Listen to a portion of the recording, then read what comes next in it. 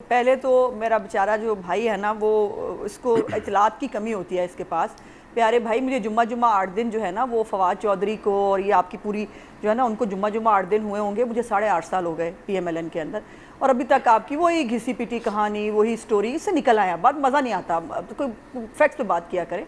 और जो लंदन के फ्लैट्स हैं ना, वो ब्रॉडशीट गई थी, जिसको वो 2 अरब के लंदन के फ्लैट हैं, जिसके ऊपर 22 अरब रुपया ब्रॉडशीट की मद में जो है ना आप उनको दे चुके हैं।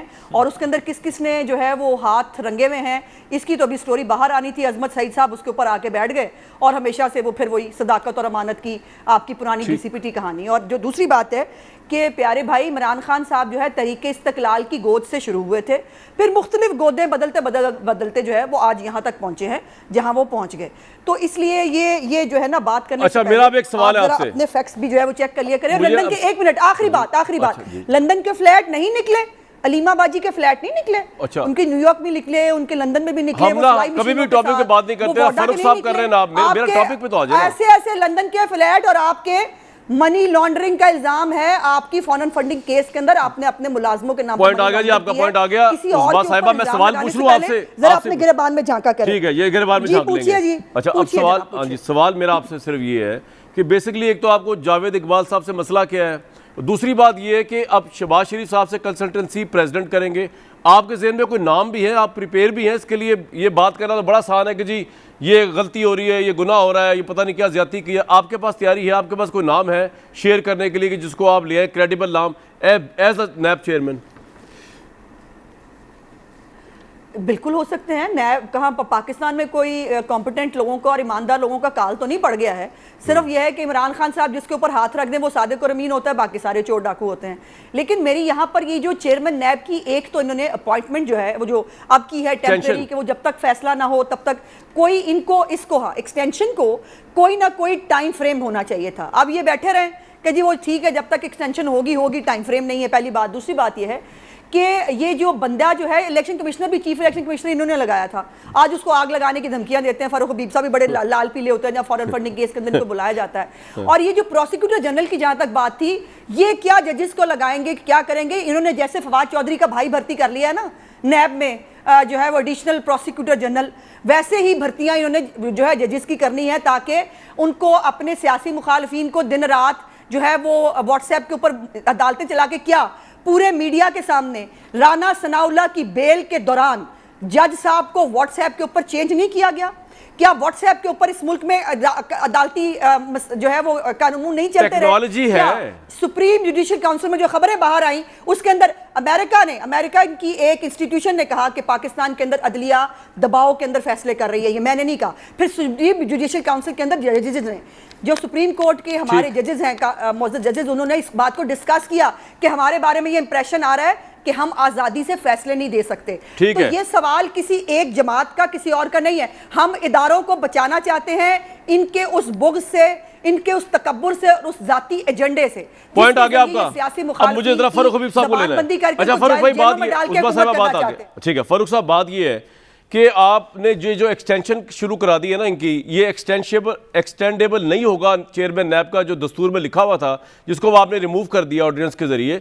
ये था इसलिए कि वो फेवर में ना चले गवर्नमेंट की। और आप अब इस वक्त जो चेयरमैन नैब चल रहे एक्सटेंशन पे, वो तो आपके ऑब्लाइज्ड होंगे। मतलब ऑब्वियसली वो आपने उनको एक्सटेंशन दी है, वो रिटायर हो चुके हैं इस काम से, तो ये तो किस तरह आप क्रेडिबिलिटी लेके आएंगे? और इतनी कंट्रोवर्सीज हैं बाकी भी जजेस को लगाने की, प्रोसिक्यूटर जनरल का जो आपने रोल बढ़ा दिया, पहले तो इसको बताएं ना, एक्सटेंशन वाले चेयरमैन नैब किस तरह आपको फेवर नहीं देंगे? जी, पहले तो कामना साहब, आपके सवाल में ही आपका जवाब मौजूद है। मुझे आप ये बताएं कि इन चेयरमैन नैब को पीपल्स पार्टी और नून लीग ने मिलकर लगाया था, तो उनको तो फिर इनका ताबेदार होना चाहिए था। वो इनके ताबेदार क्यों नहीं हुए? वो 4 सालों में 540 अरब रुपया उन्होंने रिकवर कर लिया। जिस नैब का अकाउंटेबिलिटी आज तनकीद वो लोग कर रहे हैं जिनके हाथ इस मुल्क में करप्शन से रंगे हुए हैं, मनी लॉन्ड्रिंग से, जाली अकाउंटों से रंगे हुए हैं, उन लोगों ने आज तक कभी अकाउंटेबिलिटी के प्रोसेस को कभी अच्छा ही नहीं कहा। ये मेरे सामने जो है वो 34 छिक्कों का वो NRO पड़ा हुआ है, जिसमें उसका मतलब था कि आप बंद कर दें नैब के इदारे को, जो अगर इसको अप्रूव कर लेते।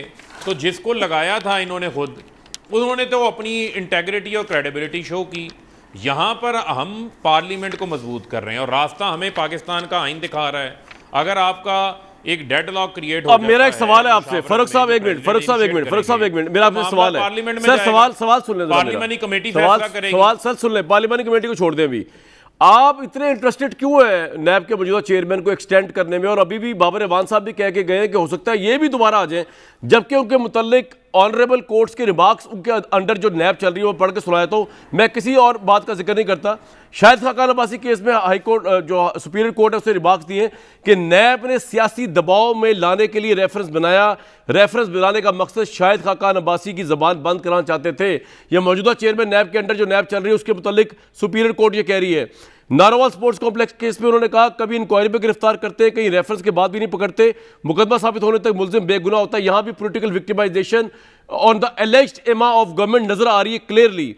जस्टिस उमर अता मंदियाल बाग इब्ने कासिम करप्शन केस में कहा हम नैब से मुतमईन नहीं, नैब बड़े आदमी में हाथ नहीं डालता, लेकिन बकरी चोर 5 साल जेल चला जाता है। इसके अलावा बेताशा है एक लाखड़ा पावर प्लांट केस में चीफ जस्टिस गुलजार अहमद साहब ने कहा एक बार में फैसले के बजाय लोग 30 साल तक पड़े रहे, नैब की रेफरेंस की बुनियाद ही गलत होती है।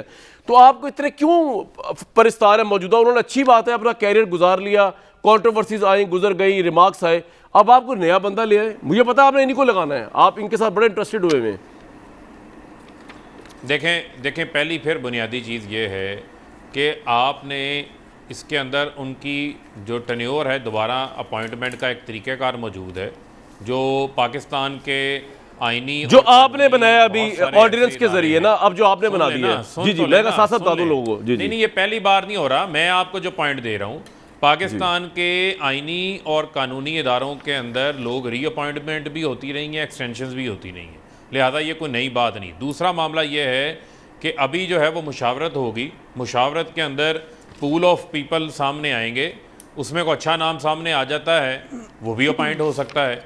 तो लिहाजा ये कह देना कि इन्हीं को ही लगाना है तो ये आपकी अपनी ज़ाती राय हो सकती है, लेकिन ना ये हमारा फैसला है, ठीक है, ना ये हमारी मौजूदा राय है। ठीक है, चलें, ये आपने क्लियर कर दिया। उस्मा बुखारी साहब क्विकली एक बात बताइए, मौजूदा नैब के कल कोई एक्ट ऑफ द पार्लियामेंट बनता है तो ये आने वाले वक्त के अंदर भी ये चीजें चलें। भाई ये कोर्ट में स्ट्राइक डाउन ना हो जाए, मुझे खदशा ये है। चले देखें, हमें तो अदालतों का काम है ना कवानीन को इंटरप्रेट करना। अब हम अदालती अथॉरिटी को तो चैलेंज नहीं कर रहे, उन्होंने देखना है कौन सा कानून आइन से मुतकाजी है। पॉइंट आ गया सर आपका, बिल्कुल आ गया। उस्मा साहिबा कुछ कह रहा है क्विकली, लेकिन मैंने आपसे पूछ रहा ये कि मौजूदा नैब के चेयरमैन ने अरबों रुपया इकट्ठा किया जो इससे पहले किसी नैब के चेयरमैन, आप बिला वजह उनके खिलाफ हुई में, नंबर 1, और नंबर 2 क्या आप कोर्ट में जाएंगे इसके खिलाफ? जी देखिए, पहले तो ये है कि बिल्कुल चेयरमैन नैब साहब हमने लगाए थे, लेकिन उनकी वीडियो आपके पास थी और वो बता चुके हैं कि उनके क्या मसाइल हैं, जिसकी वजह से वो आपका हर एजेंडा टोक कर रहे हैं। आप हमें बार बार आटा चीनी चोरी का ताना मारते हैं कि जी आप ये सहारा लेते हैं, क्यों ना लें, हम गरीब आदमी की बात क्यों ना करें। आप वो हुक्मरान हैं जिन्होंने इस मुल्क के गरीबों का मुंह से रोटी तक छीन ली है। सो इसलिए आपसे बड़ा क्रिमिनल तो कोई हो नहीं सकता। मुझे अफसोस ये है, एक तो पहले वो जो है ना वो रिकवरी की लिस्ट तो लाए ना। मैं इनको चैलेंज कर रही हूं, चेयरमैन नैब साहब ने जो रिकवरी की आज तक उसकी लिस्ट पब्लिक करें और चेयरमैन नैब की जान छोड़ दें। मुझे ये बताएं कि इस ऑर्डिनेंस के खिलाफ आप जाएंगे कोर्ट में? ये जी मैं पहले तो आपसे पूछना चाह रही थी, कामरान आपने ऑर्डिनेंस पढ़ा है? चेयरमैन नैब की मेरे सामने पढ़ा है। बड़ा जो इशू इसके अंदर है आपको, हाँ तैनाती तो खैर होगी बाद में जो होगी, उन्होंने चेयरमैन नैब के पल्ले रहने ही कुछ नहीं दिया। आप उसमें प्रोविंशियल और जो लोकल टैक्सेशन है वो भी निकाल दिया, लेवीज भी निकाल दी हैं, डिसीजंस आपने तमाम प्रोविंशियल और कैबिनेट्स के निकाल दिए हैं, ईसीसी के निकाल दिए हैं, सीसीआई के निकाल दिए हैं। आपने कोई भी मैं जो ब्रेक लेने जा रहा हूं उस्मा साहिबा, पहले आप लोगों का एतराज ये था कि ब्यूरोक्रेट्स काम नहीं कर पा रहे, नैब की वजह से मिनिस्टर्स काम नहीं कर पा रहे, अब उन्होंने बेचारों ने लकूनास निकाल दिए हैं हुकूमत पीटीआई की, आपको उसको भी चैन